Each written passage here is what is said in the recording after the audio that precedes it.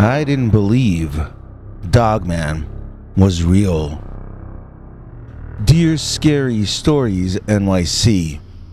Dude, I sent you an email last night warning you about this one coming next. It took me longer to write it all down though, so I'm only sending it now. We used to know each other years ago on the New York scene, but we actually only spoke I think 2 times. I laughed so hard to find out you were doing stories about Dogman on YouTube, because I actually had one of them come into my camp when I was out in the woods recently. I mean a Dogman, not a story. I know you probably can't believe I would go camping, and that's kind of a story all by itself. So let me start back at the beginning. You see, when I was a kid, I wasn't the most badass producer in music yet, or at least in my own mind, but I was just a normal kid. My father used to take me camping, and we had an amazing time out in the wild. I learned how to fend for myself in nature at a young age.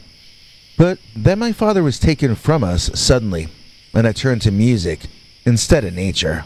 Mainly I've been a music-making city boy ever since then, and you know about some of the successes I've been lucky enough to have. Now that I'm into the second half of my life, maybe even the final third, I'm having a number of second thoughts about a number of my life choices, and I've been surprised to find myself waking up at dawn in a tent out in the middle of nowhere more and more frequently lately. I feel suffocated in the city more and more over the past few years, and I can't relate to the things people talk about as much any longer either. Whenever I have the cash and the time, I head off into one park or another, as long as they allow tent camping and have those little fire pits already set up for me to burn some food at. I'm not in New York right now. I haven't been for a few years, since before the COVID thing. I booked it out to the Midwest in a place that at first seemed completely unlike me out in the woods. I adapted to it quicker than I thought I would. I mean, it's bigger than an apartment in the city, but so is a Matchbox.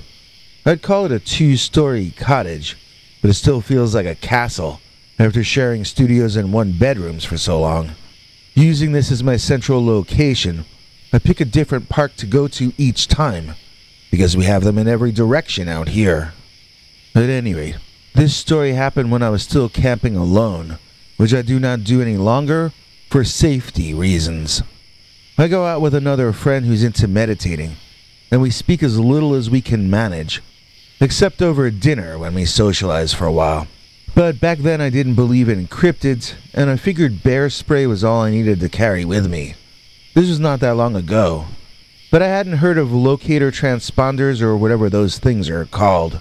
I mean, I brought a compass with me like I used to do when I was a kid, and I thought I was set up for wandering around alone. I mean, 9 times out of 10, that's all you really do need if you keep your wits about you, but I haven't had wits left to keep or discard in many years. So I was sitting by myself drinking water, staring into my waning campfire, and I felt that I had to pee. I left my plastic water bottle open and uncovered, and then I walked away from the fire into the darkness.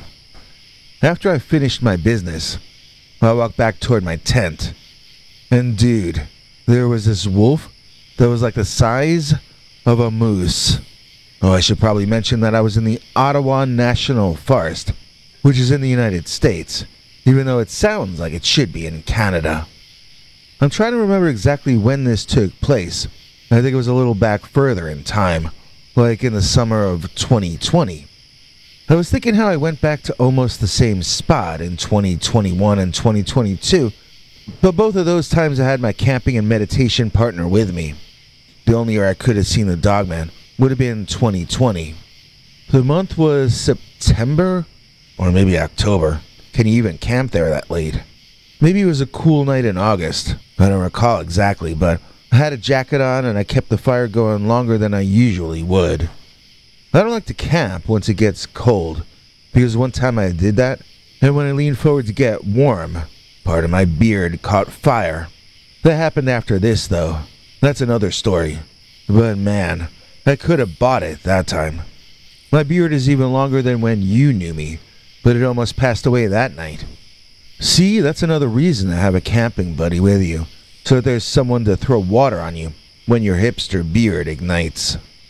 Speaking of water, that's what I had been drinking, which in turn led to me walking into the woods to relieve myself. See that segue? That was a professional segue, dude. And so after relieving myself, I walked back toward my tent.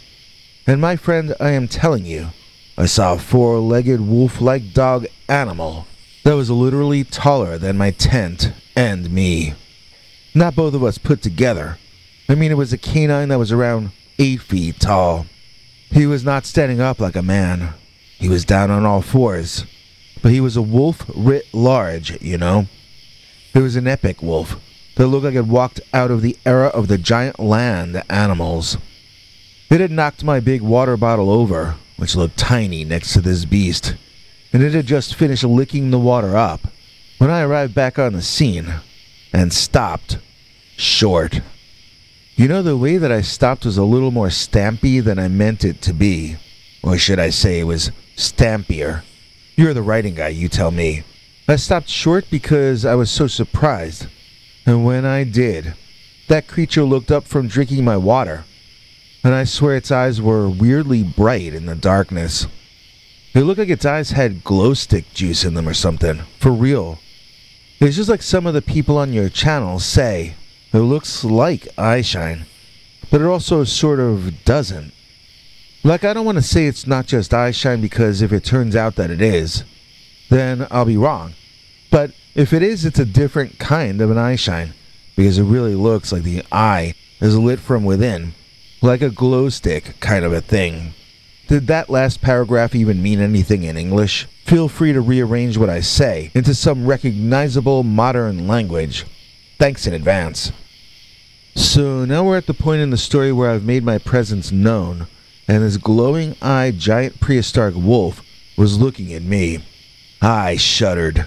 I mean, I became a nervous wreck, like I was Jerry Lewis with a ZZ Top beard, freaking out, or a skinnier version of Lou Costello when the Frankenstein monster shows up. I wasn't screaming like a baby, but I was whimpering and whining in fear, like a baby. And that big dog man seemed to say, "That's close enough for me, my friend." I just imagine him saying "my friend" because you know how guys that are so much larger than you always think it's okay to be overly friendly? Well, this one was flashing me a good long toothy smile. Either that, or else maybe he was just demonstrating how large his teeth were. When he started growling this very deep and unfriendly sounding sort of a growl, I began to suspect that he was not in fact smiling, but baring his teeth in a threatening way. I did feel frightened, yes, but I also felt this sort of deep sense of sadness as well. If we had met in a different context, I bet me and the dogman could have been friends. As it was, he was 8 to 12 times my size, and threatening to tear me apart in the most painful and excruciating manner possible. So much of life seems just an accident of birth. You know, I get philosophical in moments when I think it's all gonna end. I was the same way when a mugger held a weapon to my face. And I was the same way when they closed the Don Hills nightclub. But when I pissed off the giant dogman, I wanted to cry, because that was my water he was drinking. And yet, he was still gonna eat me alive anyway. I mean, how could I have been nicer to him? The agitated monster started yipping a surprisingly high-pitched dog yip, considering his size. Then it warped into the most haunting and ear-splitting howl I have ever heard. It touched my soul with its mournful nature. It was as memorable as any music ever written by a human. For a moment I stood there in awe of that dogman. In the next few following seconds, however, I started to hear return howls coming from one side, then the other, then from in front, then from behind. My blood ran cold at how many responses came, and I wondered if all those howlers were as big as this one. I had to lean back to look this thing in the eye, and it was down on all fours. I mean, can you even imagine what I'm telling you? Well, whether you can or not, it all got weirder after that. The dog sorta hopped a couple of times, shaking the ground underneath my feet, and then it reared back into a two-legged stance. I gasped and fell back on my 2 half moons because I couldn't lean far back enough to see this thing. It was tall enough that when it stood on 2 legs, its head was too far away from the waning fire, too high up in the sky to even be visible. I could see those glowing eyes looking down at me, and when it stood in front of some clouds that were slightly lighter colored than the sky, well then, I could make out the outline of its dark silhouetted face and form. It looked like a giant man with a canine head looking down at me, and I felt very dizzy and disoriented. I half thought about trying to get my phone out of the tent for a picture, but I knew the dogman was closer to that tent than I was. I could never get there in time.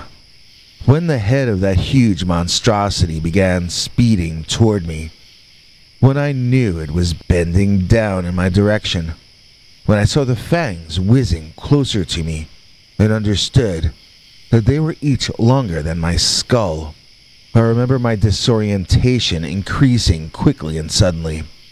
I must have fainted from shock because I was awakened by this guy calling me sir over and over again. I had no idea who he was even talking to. They don't even call me sir in stores. I think even the cops called me Fuzzy Wuzzy the last time they hassled me. So at first when this guy was calling me sir, I didn't know I was even being addressed, and I just sort of kept on half sleeping on the dirty ground. Eventually I realized that the guy waking me up was wearing a uniform of some kind, and he was telling me that people were complaining about my dog. He said I needed to quiet my dog or get out. All of a sudden I remembered the giant dogman, and I sat up quickly, my heart racing. I didn't see the dogman anywhere. I asked the guy if he had seen the big dog, and he said he had not. I got up and threw sand on the fire, grabbing my most important belongings, and asking if I could walk with this guy to some safer place. I told him I had no dog, but I had seen the largest wolf in the world, and I don't think I was exaggerating. He told me I could stay in some office he'd walk me to, but it turned out the office was near where my wheels were parked, so I just skedaddled out of there. I told him I'd be back for my tent in the morning, but I didn't get back to that place for I think 10 or 11 months. Now I listen to people's cryptid stories in a very new way. I always did like to hear monster stories about Bigfoot or swamp creatures or whatever, but it's just different now. Back then,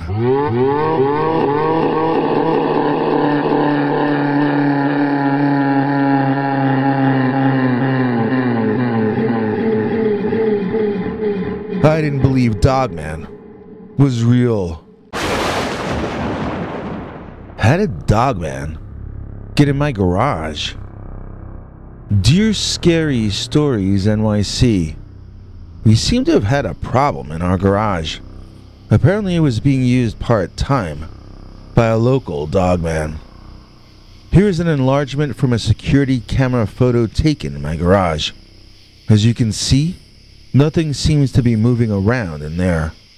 My wife started pressuring me to set up a motion-activated camera because she kept waking up and hearing something moving around in our garage. After I set the camera up, we got a photo of a squirrel that had somehow gotten in. We both laughed, and we sort of forgot about it for a while. At least I did. My wife didn't tell me this at first, but after about a week, she asked me why the camera hadn't taken any more pictures since that squirrel shot. I told her it was because I had turned it off after we found out that it was a squirrel making that noise. She insisted that the sounds she had heard since then were not made by a squirrel, and so I set up the camera again. Then, it got quiet again. I mean, it's always quiet enough for me. I can sleep through almost anything. But it also got quiet enough for my wife, and I figured this was all moving into the past, finally. Then one morning I was awakened by my wife telling me loudly and excitedly that we had a photo of who was breaking into our garage and I wasn't gonna believe it. Well, obviously I didn't believe the photo at first. I'm sending it to you in this video form, zooming out from the face of the entity that was invading our garage and keeping my wife awake at night. This does not seem to be any kind of pooch that you can go buy from a pet shop. This here seems like a very special kind of a canine. The way it looks perturbed over the camera being in the garage amazes me. It's like he feels a sense of ownership over the place that we park our car in. The presumptuous nature of the creature seems notable to point out. Are we dealing with an intelligent animal? If so, how intelligent? And what kind of intelligence are we talking about here? My wife says it's an alien, and that you can tell because the hair on its face is blue.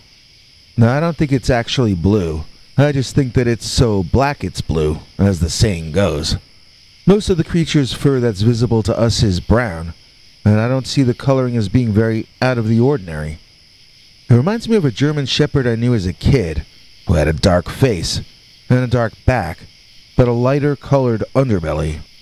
In this case, with a dog that stands up in this way, the underbelly would become the chest. So this beast has a lighter colored chest, as I would expect to see. If only we could see his back, and check if my prediction of it being much darker is accurate or off base. So far, this is the one and only time that we have caught a picture of this animal man, but we are keeping the batteries charged and keeping space on the thumb drive as well. My wife says it makes sense to do it in case we have a human kind of break-in also, even if we never learn anything more about this apparent dogman or werewolf type of a burglar. Needless to say, all of our neighbors have been shown this photo, and we are all discussing what to do about it. There's a gentleman from 6 blocks distant who's gonna come to our next meeting because he says he knows where the dogman is coming from. He claims to have tracked it entering and leaving our populated area. He also says my house is not the only one it uses as a hideout. There are also entrances and exits to the sewer and local drainage system, large enough that he travels through them. This guy's supposedly going to bring proof to us that one of the government buildings nearby has not properly maintained security since shutting down. He says this creature uses a tunnel system underneath that building to travel around under our feet without us even knowing it. It's even possible that's how the dogmen traveled into our region. Of course, we know so little at this point that almost anything still seems possible. It's all guesswork, unless someone actually captures a dogman for official study. Well, I mean, until it is admitted publicly that a dogman has been studied. Until it's general knowledge, we're all still guessing in the dark. I have to say, the one good thing about all this is how it's united our neighborhood and how we've been bonding as we realize we have so much more in common than we have differences. So if there's one thing about the dogman, it's that nobody wants him breaking into their home. He's terrifying to contemplate. And the idea of him getting at one of our loved ones is unacceptable. And nothing unites people like a common foe. In our case, the fact is that nobody around here wants to be the next one asking everyone this question. How did the dogman get into my garage? Joanne Miracle, she's a miracle. She gave us super thanks. Joanne Miracle, it's empirical. We're putting it in the bank. Please join us in thanking today's executive producer, Joanne Miracle, unless that's pronounced Joan Mariclee, for making this episode possible. Liz Divine Ms. M donated to us using our super thanks button, located under each of our videos. Here to explain more how it all works is our international TV spokesmongrel, Henry Lee Dogman. Hank. Thanks, Biggie. And thanks to all of you for watching this far. If you liked it, please click like. If you'd like to see more of our work, please subscribe.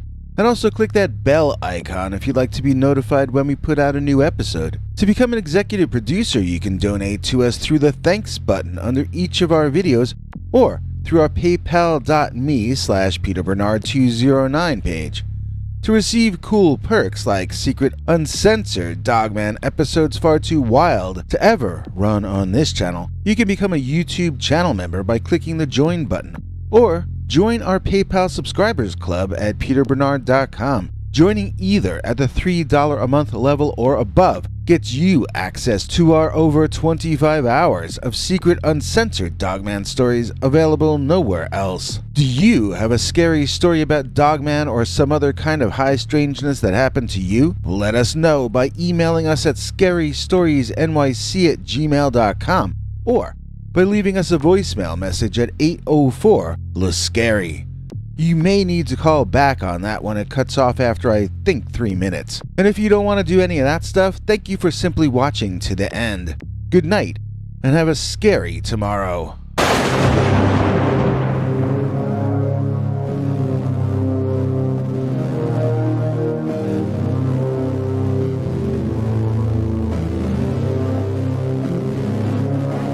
Come back for more scary stories.